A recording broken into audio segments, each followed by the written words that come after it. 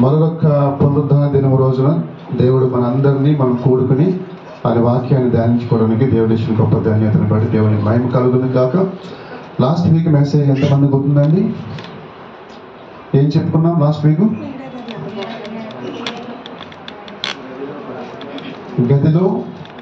గదిలో ప్రార్థన ఉండాలి, మదిలో వాక్యం ఉండాలి, వీధిలో సాక్ష్యం ఉండాలని చెప్పుకున్నాం. అవునా? ఎవరైనా ఇంటికి వెళ్ళి స్టడీ చేశారా? బాగా ఇక్కడ వినడమే కాకుండా మనం ఇంటికి వెళ్ళి ఆ వాక్యాన్ని ఎక్కువ ధ్యానం చేసినప్పుడు ఇంకా ఎక్కువ ఆశీర్వాదం మనం పొందుకుంటాం. దేవుని స్తోత్రం. ఈరోజు దేవుడి దగ్గర కొన్ని వస్తువులు ఉంటాయి.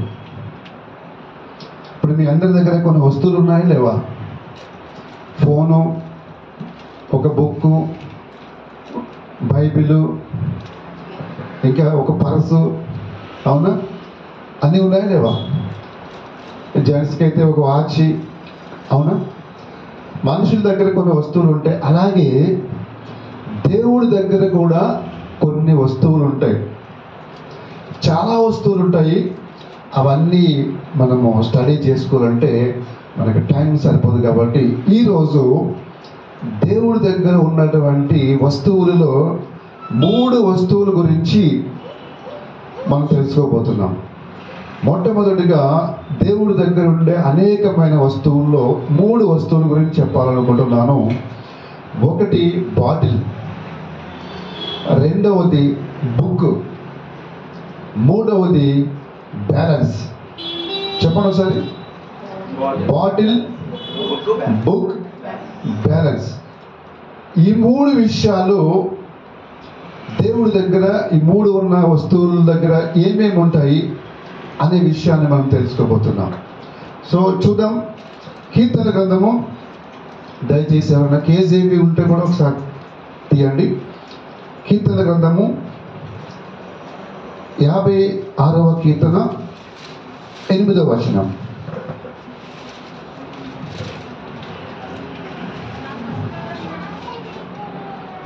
అక్కడ మైక్ తీసుకోండి. హల్లెలూయా. నా సంచారములను నీవు లెక్కించి ఉన్నావు. నా సంచారములను నీవు లెక్కించి ఉన్నావు. నా కన్నీళ్లు నీ బుడ్డిలో ఉంచబడి ఉన్నవి. నా కన్నీళ్లు నీ బుడ్డిలో ఉంచబడి ఉన్నవి. అవి నీ కవిలలో కనబడును కదా.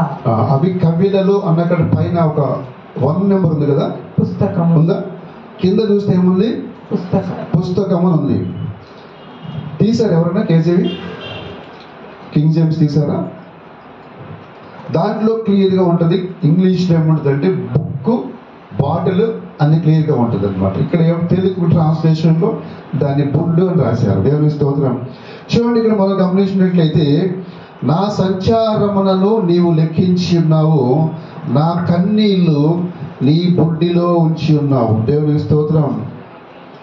బుడ్డి అంటే బాటిల్. దేవుడి దగ్గర ఏముంటుందంటే ఒక బాటిల్ ఉంటుంది.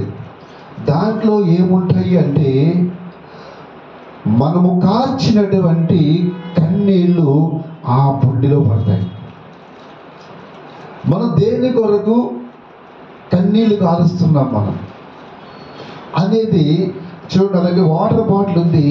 ఈ వాటర్ బాటిల్లో ఉన్న వాటర్ దేనికి? నాకు దాహమైనప్పుడు నేను త్రాగడానికి ఈ బాటిల్ పెట్టుకున్నా, అంతే కదా. సో అలాగే దేవుడి దగ్గర కూడా ఒక బుడ్డే ఉంటుంది, ఒక బాటిల్ ఉంటుంది. ఆ బాటిల్లో ఏముంటుందంటే, ఈ భూమి మీద ఉన్నంత కాలము నువ్వు ఏదైతే కన్నీరు కారుస్తున్నావో, నువ్వు ఏ సమస్య గురించి, ఏ కష్టం గురించి, ఏ ఇబ్బంది గురించి, నువ్వు దేనికోసము కన్నీళ్లు కారుస్తావో ఆ కన్నీరంట ఆ బుడ్డిలో స్టోర్ అవుతుంది. దేవుని స్తోత్రం. హల్లెలూయా. అందుకే స్పష్టంగా రాయబడింది ఇక్కడ ఏమని?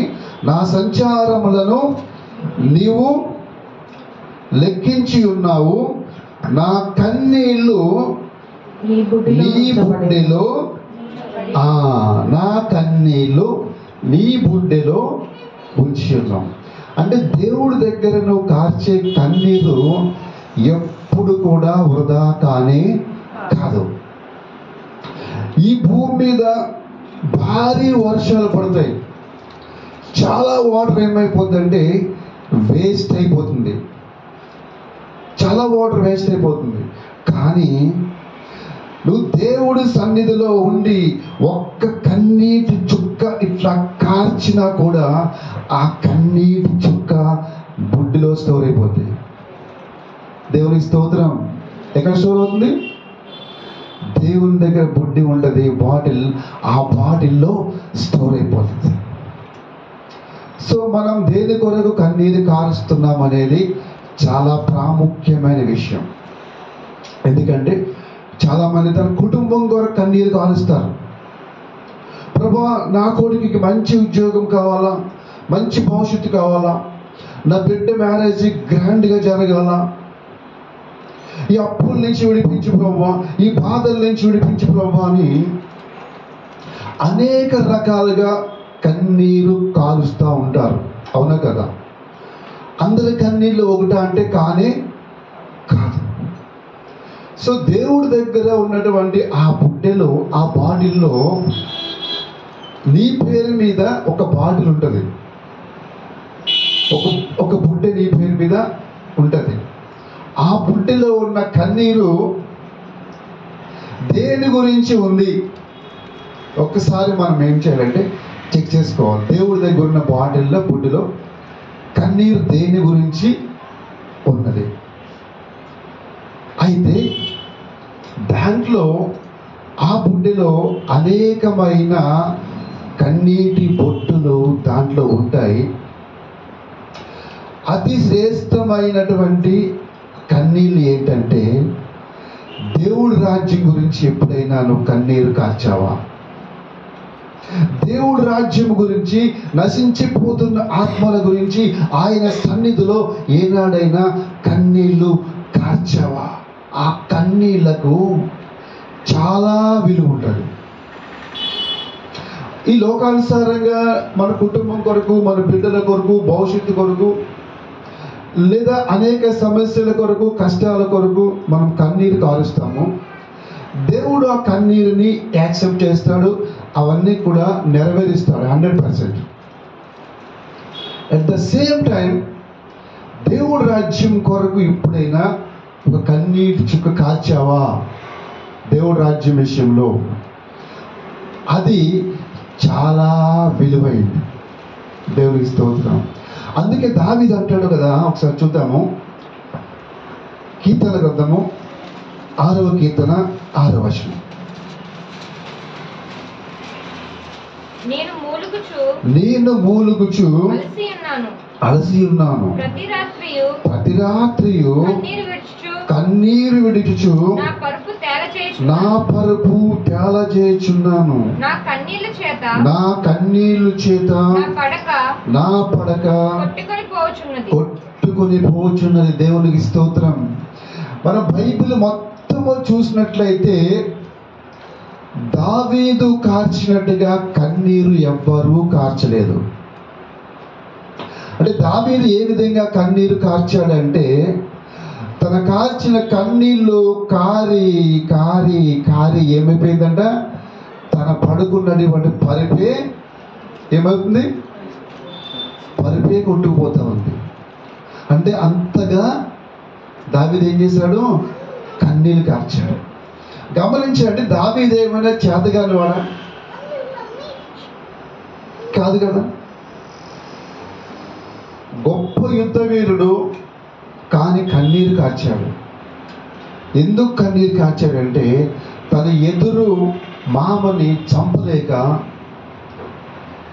అతను ఏమీ చేయలేక, దేవుడి చేత అభిషేకం పొందినటువంటి ఆ సౌలుని ఏమీ చేయలేక, ఈ సోదరుల నుంచి తప్పించు ప్రభువా, ఈ బాధ నుంచి, కష్టాల నుంచి అడవిలో అనేక ప్రాంతాలకు వెళ్ళి దాక్కోవాల్సి వస్తుంది, ఏ టైంలో ప్రాణగండం వస్తుందో తెలియడం లేదు.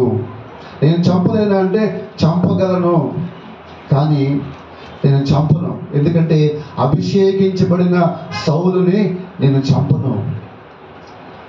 లోపల ఏంటంటే దావీదు ఎదురు తిరిగి చంపలేక ఆ స్థితిలో ఏమి చేయాలో అర్థము కాలేక దేవుడి సన్నిధిలో కన్నీళ్లు కారుస్తా ఉన్నాడు. దేవుని స్తోత్రం. ఆ కన్నీరుని దేవుడు చూసి ఏం చేశాడో చూద్దాం.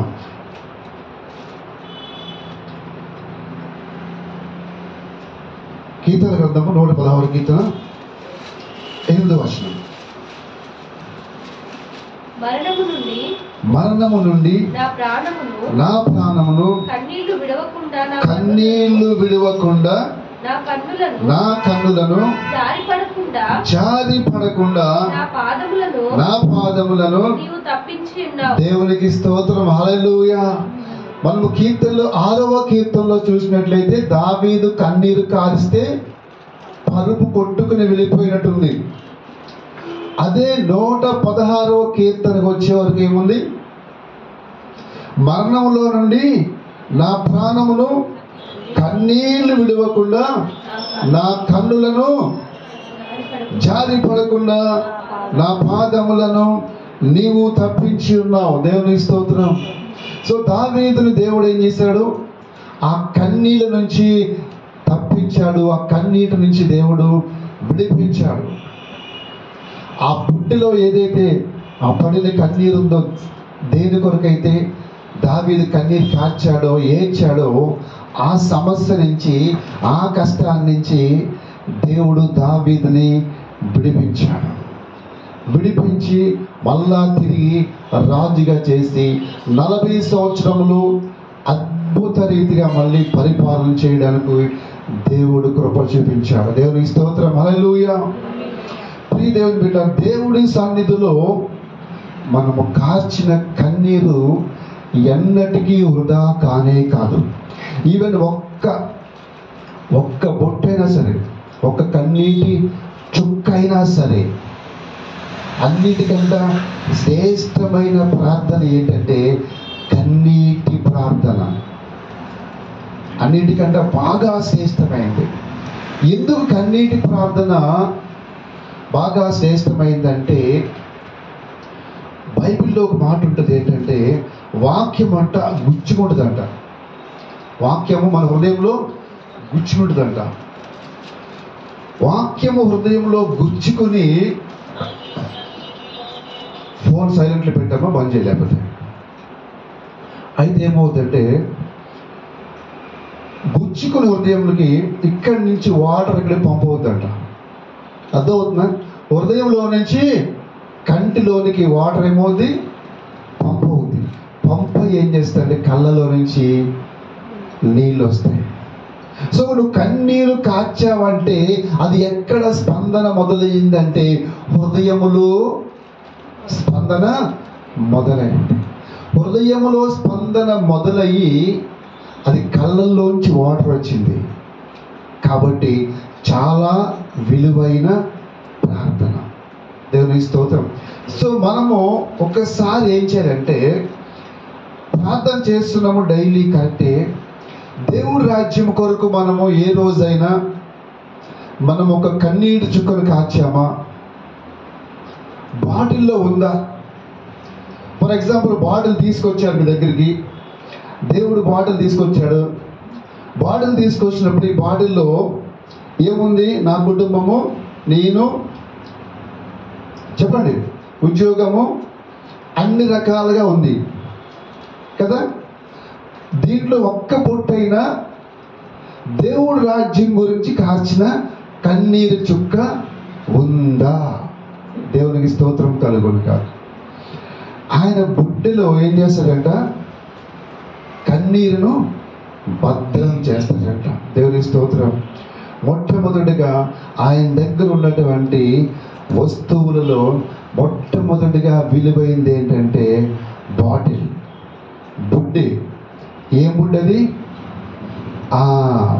తన సేవకులు కానీ విశ్వాసులు కానీ మరెవరైనా కానీ కన్నీరు కాలిస్తే ఆ కన్నీరు ఏమవుతుందంటే ఆ బుడ్డిలో స్టోర్ అవుతుంది. రేపుడు దినాన్ని పరలోక రాజ్యం వెళ్ళినప్పుడు, యేసయ్యా నేను కన్నీరు కార్చానయ్యా నీ రాజ్యం కోసము, దుఃఖించాను ప్రభువా, అని వెళ్ళి అడిగామనుకో, బిడ్డ ఇదిగో నువ్వు కాచిన కన్నీరు. దేవుని స్తోత్రం. దేవుడు రాజ్యము కొరకు నువ్వు కాచిన కన్నీరు ఇదిగో, ఈ కన్నీరికి బహుమానం ఏంటి తెలుసా? ఇదిగో తీసుకో జీవ కిరీటం. దేవుని స్తోత్రం. ఈ జీవ కిరీటం పరలోకంలో మెరిసిపోతా ఉంటుంది దగ్గర. దేవునికి స్తోత్రం కలుగును కాక. రెండవది ఏంటండి అమ్మా? రెండవది బుక్. ప్రకటన గ్రంథము 1వ అధ్యాయము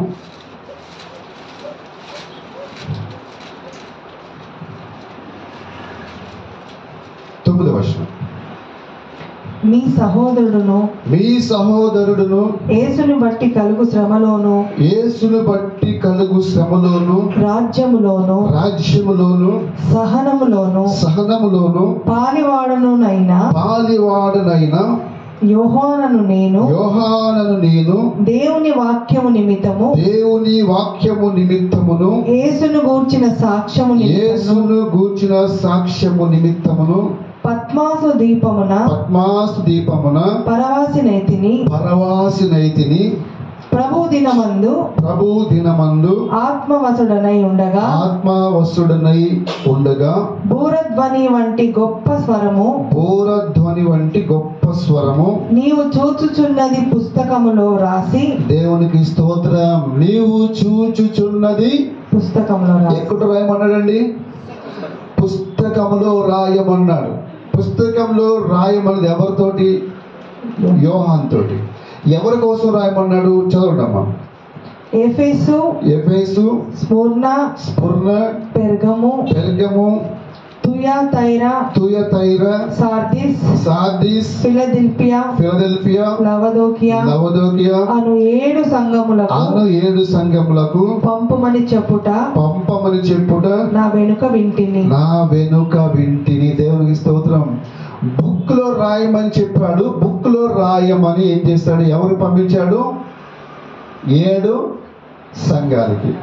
సో మనం గమనించాల్సింది ఏంటంటే ప్రతిదీ కూడా బుక్ లో రాయబడుతుంది. ఇంకా చాలా స్క్రిప్చర్స్ ఉంటాయి, అవన్నీ తీయడానికి మన టైం సరిపోదు. దేవునికి స్తోత్రం. అంటే ఇప్పుడు షీలో ప్రేయర్ ఫెలోషిప్ మీద ఏముంటుంది? అక్కడ ఒక బుక్ ఉంటుంది, అవునా? ఇక్కడ జరుగుతున్నటువంటి పరిచర్య అంతా కూడా ఏముంటుంది? ఒక బుక్ కంపల్సరిగా ఉంటుంది. సో ఆ బుక్లో ప్రతిదీ కూడా రాయబడి ఉంటుంది. ఇక్కడ కూర్చున్న నా పేరు మీద కూడా ఏముంటుంది? అక్కడ కంపల్సరిగా రాయబడి ఉంటుంది. ఒక టైం వచ్చినప్పుడు ఆ బుక్ ఓపెన్ అవుతుంది. ఇప్పుడు నేరం చేసి కోర్టుకి వెళ్తే నువ్వు ఏ సెక్షన్ ప్రకారం నేరం చేసావో వాళ్ళ దగ్గర ఏముంటుంది? చెప్పండి అమ్మా. ఒక బుక్ ఉంటుంది. ఆ బుక్ ఓపెన్ చేసి ఈ సెక్షన్ ప్రకారం నువ్వు నేరం చేసావు అని ఆ పాపానికి, ఆ నేరానికి వాళ్ళు శిక్ష అనుభవిస్తారు, అవునా కదా? సో అలాగే ఈ భూమి మీద మనం ఏమేమి చేస్తున్నామో ప్రతిదీ కూడా పరలోకంలో బుక్లో రాయబడి ఉంటుంది. యోహానికి అదే చెప్పాడు. నువ్వేదైతే చూస్తున్నావో చూసినంతా కూడా బుక్లో రాసి ఎవరు పంపించమన్నాడు? 7 సంఘాలకి. సో 7 సంఘాలలో ఏమేమి జరుగుతున్నాయో ఆ ప్రకటన గ్రంథము తర్వాత మనం కంటిన్యూగా చదివితే అర్థమైపోతుంది. ఇప్పుడు 7 సంఘాల గురించి దేవుడు రాయమన్నప్పుడు అన్ని సంఘాల గురించి కూడా రికార్డు ఉంటుందా? ఉండదండి. 100% రికార్డు ఉంటుంది. సో మనం ఆ 7 సంఘాలు చెక్ చేసుకుంటే వారిని ఒక సంఘం వారిని ముఖం మీద ఉమ్మేస్తానంటాడు, నువ్వు వెచ్చగా అయినా చల్లగా అయినా ఉండంటాడు. అనేక రకాలుగా ఆ సంఘాలలో ఏమేమి జరుగుతున్నాయో అవన్నీ కూడా A to Z అక్కడ రాయబడుతుంది, హెచ్చరించబడుతుంది, అవునా కదా? అట్ ద సేమ్ వే మన గురించి కూడా అలాగనే రాయబడుతుంది. ఒక టైం వచ్చినప్పుడు మనమందరం కూడా లెక్క అప్పగించవలసిన వారుగా ఉంటాం. ఇప్పుడు ఏమనుకుంటామంటే సాధారణంగా ఎవరు చూడడం లేదనుకుంటాం మనం. కానీ ప్రతిదీ కూడా పరలోకంలో ఏమవుతుందంటే రికార్డ్ అయిపోతుంది, అక్కడ బుక్లో రాయబడి ఉంటుంది. అందుకే రోమా పత్రికలో ఒక మాట ఉంటుంది, చదువుకుందాం. 14వ అధ్యాయము 12వ వచనం. చదవ. నా తోడు ప్రతి మోకాలను నా ఎదుట వంగును, ప్రతి నాలుకయు దేవుని స్తుతించును అని ప్రభువు చెప్పుచున్నాడు అని వ్రాయబడి ఉన్నది గనుక మనలో చూడండి, మనలో ప్రతివాడును తన్ను గురించి దేవునికి లెక్క అప్పగింపవలెను. ఎవరి గురించి? తన్ను గురించి. అంటే మీ పక్క వాళ్ళు లెక్క ఎప్పుడు అడగట్లేదు ఆయన. ఎవరు లెక్క అడుగుతున్నాడు? తన్ను గురించి, నీ గురించే లెక్క అప్పగింపవలెను. సో ఇప్పుడు లెక్క అప్పగించేటప్పుడు బుక్ ఉంటుంది కదా, బుక్లో మైనస్లు ప్లస్లు అన్నీ ఉంటాయి కదా. అవును, అక్కడ లెక్క అప్పగించేటప్పుడు ఈ భూమి మీద నువ్వు ఎవరిదైనా అన్యాయంగా అమౌంట్ తీసుకున్నావా? లేకపోతే ఇక్కడ ఏమన్నా దొంగ లెక్క వేసావా? ఇక్కడ మనం ఏమేమి చేశామో అన్నీ కూడా అక్కడ బుక్లో రాయబడుతుంది. చూడండి, ఫర్ ఎగ్జాంపుల్ ఒక కంపెనీలో ఒక మేనేజర్ ఉన్నాడు. బయట మార్కెటింగ్ ఎగ్జిక్యూటివ్కి నువ్వు మద్రాస్ వెళ్ళు లేకుంటే బెంగళూరు వెళ్ళు అని చెప్పి ఒక 5,000లో 10,000 ఇచ్చారు ట్రావెలింగ్ ఖర్చులకి. వెళ్ళి వచ్చిన తర్వాత ఆ వ్యక్తి ఏం చేయాలండి? ఆ 10,000కి లెక్క పక్కాగా అప్పగించాలి. నాకు హోటల్కి ఇంత అయింది, ఫుడ్కి ఇంత అయింది, దీనికి ఇంత బిల్ అయ్యింది, కంప్లీట్గా లెక్క చెప్పాలి. ఎలా లెక్క చెప్తాడు? పేపర్ మీద రాసి లెక్క చెప్తాడు. సో అక్కడ కూడా ఒక బుక్ ఉంటుంది. చెప్పాలంటే మన లెక్కలన్నీ అక్కడ తేలుతాయి. దేవుని స్తోత్రం.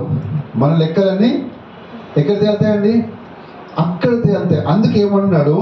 ప్రతివాడును తన్ను గురించి దేవునికి లెక్క అప్పగింపవలెను. సో ఇక్కడ లెక్క అప్పగించేవారు 2 రకాలు ఉంటారు.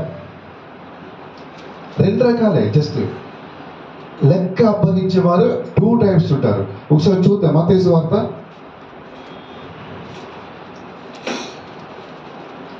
12వ అధ్యాయము 35వ వచనం, 35 నుంచి 37 వరకు. సజ్జనుడు తన మంచి ధననిధిలో నుండి సద్విషయములను తెచ్చును. ఇది ఒకటి. సజ్జనుడు తన మంచి ధననిధిలో నుండి సద్విషయములను తెచ్చును. ఇది ఒక లెక్క. ఇంకొక లెక్క చూడండి.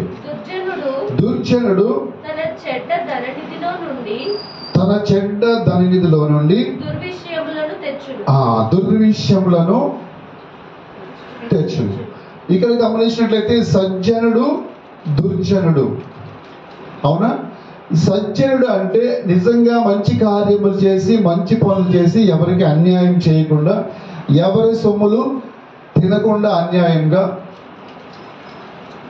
అన్ని విషయాల్లో కూడా పర్ఫెక్ట్గా ఉండి, నీతి న్యాయంగా ఉండి వెళ్ళినటువంటి వ్యక్తి. దుర్జనుడు వీడేంటంటే అన్యాయంగా వాడిది గుంజుకుని వీడిది గుంజుకుని ఎక్కడ పడితే అక్కడ నొక్కేస్తూ అనేక రకాలుగా అక్రమంగా సంపాదిస్తూ వెళ్ళినటువంటి వ్యక్తి. ఈ 2 రకాలు ఉంటారు. ఈ 2 రకాలు మంచివాడు గురించి కూడా లెక్క చెప్పాలి. సజ్జనుడు దాని గురించి చెప్పాలా, దుర్జనుడు దీని గురించి లెక్క చెప్పాలా. అయితే మంచివాడికి పనిష్మెంట్ ఉండదు, చెడ్డవాడికి పనిష్మెంట్ ఉంటుంది. చదవండి అమ్మ కింద. నేను మీతో చెప్పున్నది ఏమనగా మనుషులు పలుకు వ్యర్థమైన ప్రతి మాటను గూర్చి విమర్శ దినమున లెక్క చెప్పవలసి ఉండును. దేని గురించి అంటండి? మనుషులు పలుకు ప్రతి వ్యర్థమైన మాటను గురించి. అంటే ఓన్లీ నీ క్రియల గురించే కాదు, నోటి మాట ద్వారా ఏదైతే వ్యర్థమైన మాటలు పలుకుతావో, వేస్ట్ మాటలు పలుకుతావో, ఆ వ్యర్థమైన మాటలు, వేస్ట్ మాటల గురించి కూడా ఒక సమయంలో ఏం చేయాలంట? చదవం ఒకసారి 36వ వచనం మళ్ళీ. నేను మీతో చెప్పున్నది ఏమనగా, మనుషులు పలుకు ఏంటమ్మా? మనుషులు పలుకు వ్యర్థమైన ప్రతి మాటను గూర్చి, మనుషులు పలుకు ప్రతి వ్యర్థమైన మాటను గూర్చి విమర్శ దినమున లెక్క చెప్పవలసి ఉండును. అంటే విమర్శ దినమున అప్పుడు, ఇప్పుడు మనం నోటికి వచ్చినట్టు మాట్లాడామనుకోండి, నోరు ఉంది కదా అని చెప్పి ఇష్టం వచ్చినట్టు మాట్లాడితే ఇప్పుడు బాగానే ఉంటుంది. ఒక దినం వస్తుందంట, విమర్శ దినమున. ఆ దినమున దేవుడు అడుగుతాడు, ఈ అక్క ఎందుకు తిట్టావు అలాగా, ఈ తమ్ముడు ఎందుకు తిట్టావు, ఈ అన్నని ఎందుకు తిట్టావు అలాగా అని దేవుడు అడుగుతాడు. ఎందుకంటే అక్కడ బుక్ ఉంది, బుక్లో ఏమంది? వ్రాయబడి ఉంది. కాబట్టి ప్రతీది కూడా ఏమంట? లెక్క అప్పగించాలి. దేవునికి స్తోత్రం. మనం ఇక్కడ పర్ఫెక్ట్గా నీతిగా ఉంటే లెక్క ధైర్యంగా చెప్పగలుగుతాం. ఇక్కడ ఏమన్నా కొంచెం తేడా పాడకుంటే ఆయన ముందు ఏం చేయాలి? మనము తలదించుకోవాల్సి వస్తుంది. సో కాబట్టి మన లెక్క ఎలా ఉందనేది ఇక్కడ ఉండగానే సరి చేసుకోవాలి. అర్థమవుతుందండి? మన లెక్క ఇక్కడ ఉండగానే సరి చేసుకోవాలి. చదవం తర్వాత, నీ మాటలను బట్టి నీతిమంతుడు అనియు తీర్పునందుదువు, నీ మాటలను బట్టి అపరాధివని. వావ్, దేవునికి స్తోత్రం, హల్లెలూయా. అంటే నువ్వు నీతిమంతుడువా అపరాధివా అని డిసైడ్ చేసేది యేసయ్య కాదు. ఎవరండి చెప్పాలండి? నువ్వు నీతిమంతుడువా అపరాధివా అని డిసైడ్ చేసేది యేసయ్య కాదు. ఎవరు? చదవండి ఒకసారి మళ్ళీ. నీ మాటలను బట్టి నీతిమంతుడు అని తీర్పునందుదు, నీ మాటలను బట్టి అపరాధివని తీర్పునందుదు. అంటే నువ్వు నీతిమంతుడిగా ఉంటావా అపరాధిగా ఉంటావా అని డిసైడ్ చేసుకునేది ఎవరండి? మనమే. మనము ప్రేమపూర్వకముగా కనికరము గల మాటలు, జాలి గల మాటలు, దయగల మాటలు మనం మాట్లాడితే మనం నీతిమంతుడిగా తీర్చిపడతాం. అర్థమవుతుందా? ఫర్ ఎగ్జాంపుల్ ఒక చిన్న ఉదాహరణ చెప్తాను, మీకు ఈజీగా అర్థమవుతుంది. సిలువ మీద యేసు ప్రభువు వారికి అటుపక్క ఇటుపక్క ఇద్దరు దొంగలు ఉన్నారు. ఒకడేం చేశాడు? వీడికి శిక్ష పడాలి అని ఆయన మీద నిందలు వేశాడు. ఇంకొకడు ఏం చేశాడు? అయ్యో ఆయన ఏం పాపం చేశాడు, ఆయన ఏం చేయలేదు, మనం అంటే దొంగలం కాబట్టి ఈ శిక్ష మనకు పడాల్సిందే, ఈ శిక్ష ఆయనకి పడాల్సిన అవసరము లేదు, ఈ శిక్ష ఆయనకి పడాల్సిన అవసరం లేదు, మనకు పడాలి. ఆయన ఏం చేశాడు? నోటితో మాట్లాడిన మాటను బట్టి యేసయ్య నీ రాజ్యం వచ్చినప్పుడు నన్ను జ్ఞాపకం చేసుకున్నప్పుడు అప్పుడెందుకు ఇప్పుడే వచ్చేసినా కూడా తీసుకెళ్ళిపోయాడు. దేవునికి స్తోత్రం, హల్లెలూయా. చూడండి, ఒక దొంగ ఒక నోటి మాటను బట్టి నీతిమంతుడిగా తీర్చబడి పరలోకం చేర్చబడ్డాడు. దేవునికి స్తోత్రం కలుగును గాక. అందుకే మన నోరు చాలా జాగ్రత్తగా ఉండాలి. మనం నీతిమంతుడుమా లేకుంటే ఎవరు అపరాధం అనేది తీర్పు తీర్చేది ఎవరంటే మన నోరే. ఎందుకంటే పైన ప్రతి మాట రికార్డ్ అవుతుంది. దేవుని స్తోత్రం. ఇప్పుడంటే CCTVలు ఇవన్నీ వచ్చినాయి, కానీ పరలోకంలో కొన్ని వేల సంవత్సరాల క్రితమే ఇదంతా ఉంది అక్కడ. దేవునికి స్తోత్రం, హల్లెలూయా. మూడవది ఏంటండి? సో ఇంకొకటి యోబు గ్రంథం ఒకసారి చూద్దాం. దీనికన్నా ముందు యోబు గ్రంథము 31-37.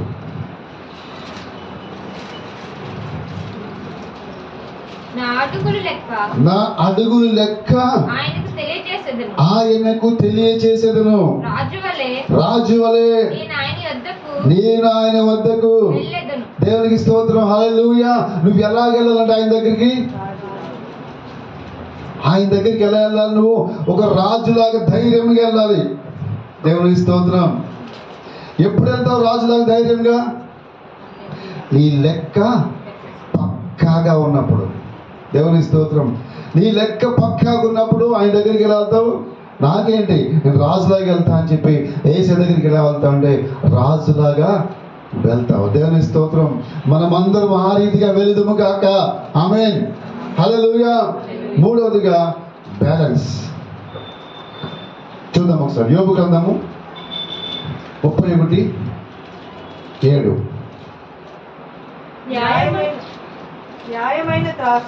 న్యాయమైన త్రాసులో ఆయన నన్ను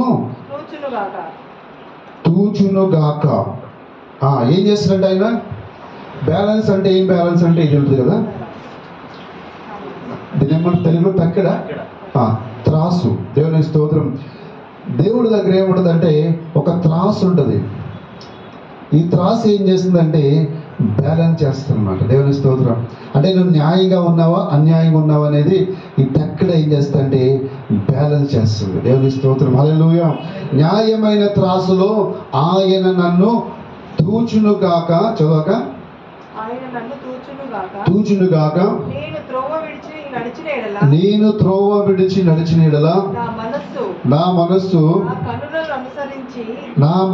నా కన్నులను అనుసరించి సంచరించిన ఎడల మాలిన్యమేమైనను నా చేతులకు తగిలిన ఎడల. చాలా. హల్లెలూయా. దేవునికి స్తోత్రం. హల్లెలూయా. అయితే ఇక్కడ కొంచెం మనం డీప్గా వెళ్తే చూడండి. నా మనస్సు నా కన్నులను అనుసరించి నడిచిన ఎడల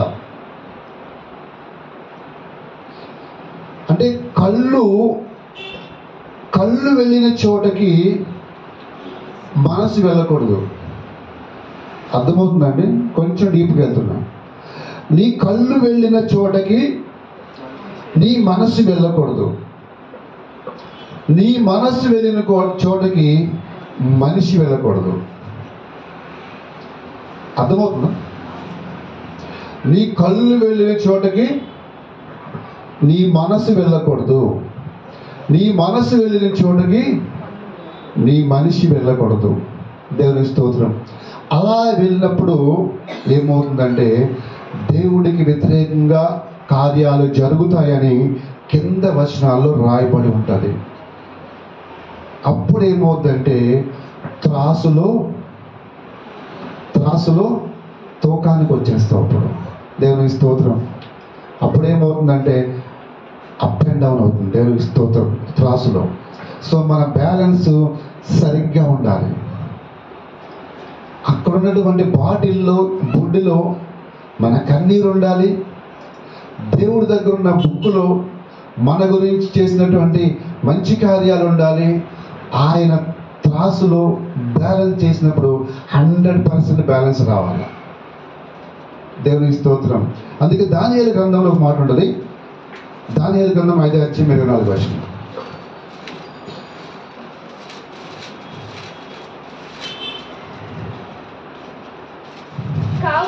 కావున ఎదుట నుండి ఈ అరచేయి వచ్చి ఈ వ్రాతను రాసెను.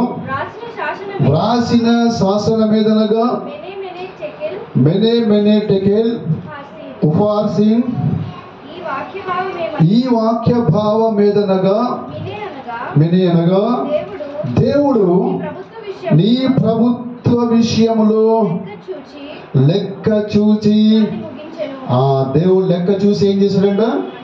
ముగించాడు. తర్వాత అమ్మా టెకేల్ అనగా ఆయన నిన్ను త్రాసులో తూచగా. దేవునికి స్తోత్రం. హల్లెలూయా. త్రాసులో తూచినప్పుడు ఎలా కనపడాడంట? చెప్పండమ్మా.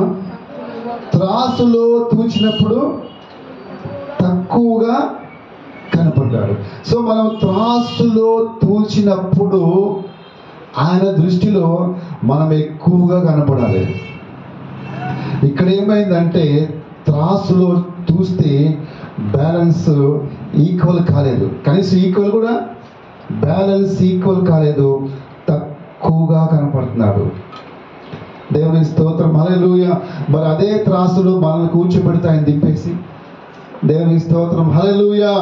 అందుకే ఒక అద్భుతమైన మాట ఉంటుంది, కీర్తన గ్రంథము 62వ కీర్తన 9వ వచనం.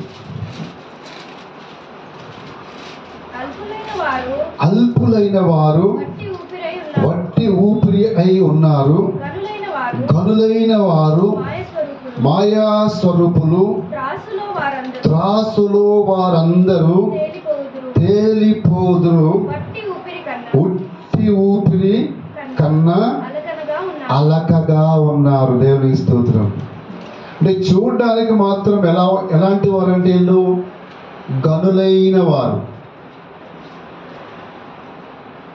గనులైన వారు మాయా స్వరూపులు, త్రాసులో వారందరూ ఏమవుతారంటే త్రాసులో వాళ్ళందరూ కూడా తేలిపోతారంట. ఎలా తేలిపోతారు? వారు ఎలా ఉన్నారంటే ఊపిరి కన్నా తేలిగ్గా ఉన్నారంట. ఊపిరి ఎంత తేలిగ్గా ఉంటుందండి?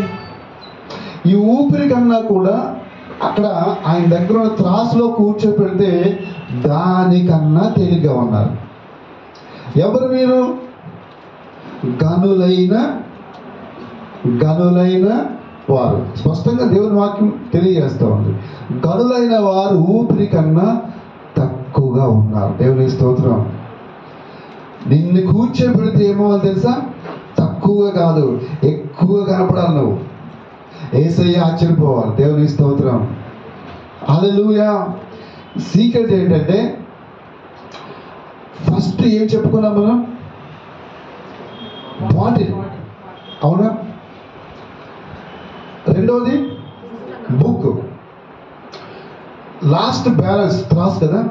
ఇప్పుడు ఈ 62వ కీర్తన 9వ వచనము ఒకసారి కేజీబీలో చదవండమ్మా. కేజీబీ ఇంగ్లీష్ బైబిల్ ఉంటే ఉందా ఎవరిదైనా? Surely men of low degree are vanity, okay, and men of high degree are alike, okay, to be laid in the balance. ఏంటమ్మది? To be laid in the balance. To be laid in the balance. Balance అంటే ఏంటిది? ఈ balance. దేవుని స్తోత్రం. ఆ balance లో నువ్వేమవ్వాలంటే ఎక్కువగా కనిపించాలి అంటే ఆ త్రాసులో ఇప్పుడు 3 వస్తువులు చెప్పుకున్నాం కదా మనం. First bottle, book, balance. First బాటిల్లో ఏముండాలి అంటే నువ్వు దేవుడు కొరకు కార్చిన కన్నీరు ఉండాలి. దేవుడు రాజ్యము కొరకు, నశించిపోతున్న ఆత్మల కొరకు, అయ్యా నా దేశాన్ని కాపాడు, నా రాష్ట్రాన్ని కాపాడు, నా ప్రాంతాన్ని కాపాడు, నా బంధువులను కాపాడు, అయ్యా సంఘాలను కాపాడు ప్రభువా, ఒక భారతదేశంలో ఒక బలమైన ఉద్యమం రావాలి ప్రభువా అని నువ్వు ఆయన సన్నిధిలో దేవుడి కొరకు నువ్వేదైతే కన్నీరు కారుస్తావో ఆ కన్నీరు ఆ బుడ్డిలో ఉండాలా. రెండవదిగా బుక్కులో ఏముండాలంటే దేవుడి కొరకు నువ్వు చేసినటువంటి ఏదైతే సేవ చేస్తావో, ఏదైతే పని చేస్తావో, లేదా ఆయన వాక్యం ప్రకారము పేదవారికి సహాయం చేసావా, విధవరానికి సహాయం చేసావా, అనాథలకి సహాయం చేసావా, నువ్వు ఎవరెవరికి ఏమేమి మేలు చేసావు, ఏమేమి సహాయం చేసావు అనేది ఆ బుక్కులో రాయబడాలి. ఆయన దగ్గర ఉన్న బాటిల్లో నీ కన్నీరు ఉండాలా, బుక్కులో నువ్వు చేసిన మంచి కార్యాలు ఉండాలా. అప్పుడు త్రాసులో నువ్వు బ్యాలెన్స్ అవుతావు. దేవుని స్తోత్రం. ఎప్పుడు బ్యాలెన్స్ అవుతావు? త్రాసులో ఏమవుతావు అంటే 100% నువ్వు బ్యాలెన్స్ అవుతావు. నువ్వు తక్కువగా కనపడవు, ఎక్కువగా కనపడతావు. త్రాసు కరెక్ట్గా బ్యాలెన్స్ కావాలంటే ముందు చెప్పుకున్న బాటిల్, బుక్లో కూడా మన గురించి పర్ఫెక్ట్గా ఉండాలి. దేవునికి స్తోత్రం కలుగును కాక. ఇలాగ అనేకమైన వస్తువులు దేవుడి దగ్గర ఉన్నాయి. కాబట్టి ఈ 3 వస్తువుల్లో మన పాత్ర తప్పనిసరిగా ఉండాలి. అర్థమవుతుందండి? వాటిల్లో దేవుడి రాజ్యం కొరకు మనం కార్చిన కన్నీటి బొట్లు ఉండాలా? ఆయన దగ్గర ఉన్న బుక్లో మనము దేవుడి కొరకు చేసినటువంటి మేలులు కార్యక్రమాలు ఆయన బుక్లో ఉండాలా? ఆయన మనం తీసుకొచ్చి రానా కుమారుడు అని త్రాసులో వేస్తా చూద్దామని చెప్పి ఆయన త్రాసు తీసుకొచ్చి బ్యాలెన్స్ చేసినప్పుడు అక్కడ వాడు తక్కువ కనబడ్డాడు, నువ్వు ఎక్కువ కనపడాలా. ఎప్పుడైతే నువ్వు ఎక్కువ కనపడతావో శభాష్ నా కుమారుడు అని దేవుడిని హత్తుకుంటాడు. అప్పుడు నీకు జీవ కిరీటాన్ని ఇస్తున్నాడు ఆయన. దేవుని స్తోత్రం కలుగును గాక. అట్టి రీతిగా మనమందరము ఉందుము గాక. బాటిల్లో మనందరి కన్నీరు ఉండును గాక. బుక్కులో మన పేర్లు ఉండును గాక. మంచిగా అక్కడ బ్యాలెన్స్ త్రాసులో మనం సరిగ్గా తోచబడదుము గాక. ఈ కొద్ది మాటలు దేవుడు దీవించును గాక. అందరూ తల వంచి ప్రార్థన చేసుకుందాం. అయ్యా ప్రభా, ప్రార్థించేద్దాం అందరం. అయ్యా నీ రాజ్యం కొరకు నాయన నేను కన్నీరు కార్చి ప్రార్థన